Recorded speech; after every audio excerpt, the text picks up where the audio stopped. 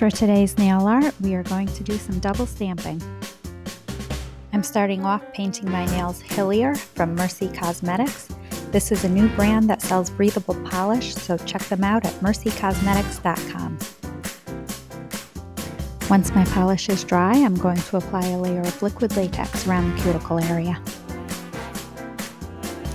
For my background, I'm going to use Lina Stamping Plate Make Your Mark 9, and the color I'm using is Iced Lilac from MoYou London.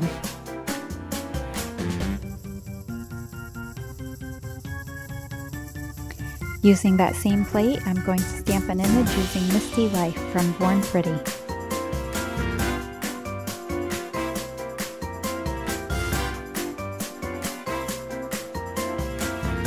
Remove the liquid latex and finish with your favorite top coat.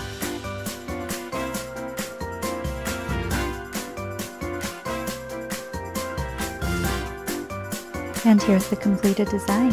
Thanks for watching, and don't forget to like and subscribe for more nail art ideas.